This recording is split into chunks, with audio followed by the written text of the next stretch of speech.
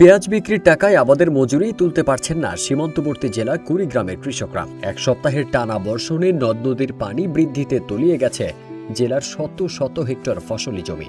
বিশেষ করে ব্রহ্মপুত্র ও দুধকুমার নদের অববাহিকায় অসময়ে আসা এই পানি কেড়ে নিয়েছে পেঁয়াজ চাষিদের মুখের হাসি। লোকসানের মুখে পড়ে অপরিপক্ক পেঁয়াজ তুলে নামমাত্র মূল্যে বিক্রি করতে বাধ্য হচ্ছেন কৃষকরা।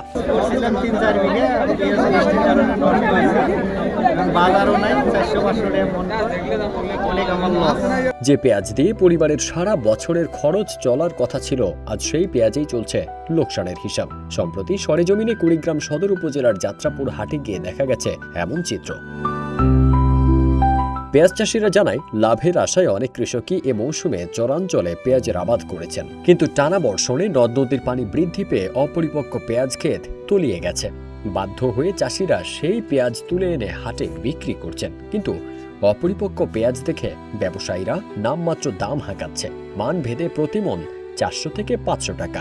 যেমন এই পেঁয়াজ ঘরে রাখা যাচ্ছে না, এখন এনে বাধ্য হয় যেমন রাস্তা করে কম দামে বিক্রি করা লাগছে। এখন যেমন এই যে পেঁয়াজ বেচতেছি, এই পেঁয়াজ মজুরি দামে উঠতেছে না। আচ্ছা, আবাদ যে করছে আবাদের দাম উঠবো, মজুরি দামে উঠতেছে না। এই জন্য যেমন পেঁয়াজ না রাস্তা করে না কম দামে বেচতেছি। 20 থেকে 30,000 টাকা বিঘা খরচ হয়ে গেছে। এখন আড়ে নিয়ে 500 টাকা 400 টাকা মনো নেয় না। এখন আমরা তো ক্ষতিগ্রস্ত। এই অবস্থা, আর লস ছাড়া লাভ নাই। পেঁয়াজ ব্যবসায়ীরা বলছেন, বৃষ্টির কারণে পেঁয়াজের বাজার খারাপ। বৃষ্টির কারণে পেঁয়াজ সংরক্ষণ সম্ভব হচ্ছে না, তাই আমরাও বিপাকে রয়েছি। ফলে চাষিরা এবার পেঁয়াজের ন্যায্য দাম পাবে না। একদিকে যেমন পেঁয়াজের দাম কম, অন্যদিকে পেঁয়াজ নষ্ট হয়ে যাচ্ছে। পেঁয়াজের বাজার তেমন একটা ভালো না বৃষ্টির কারণে। আমরা এই যে পেঁয়াজগুলো কিনতেছি, এগুলো থাকবে না, বৃষ্টির কারণে নষ্ট হয়ে যাবে। এজন্য কৃষকরা টাকা পাচ্ছে না, বাজারে ন্যায্য মূল্য পাচ্ছে না। একে তো দাম কম, আবার পেঁয়াজ নষ্ট হয়ে যাচ্ছে।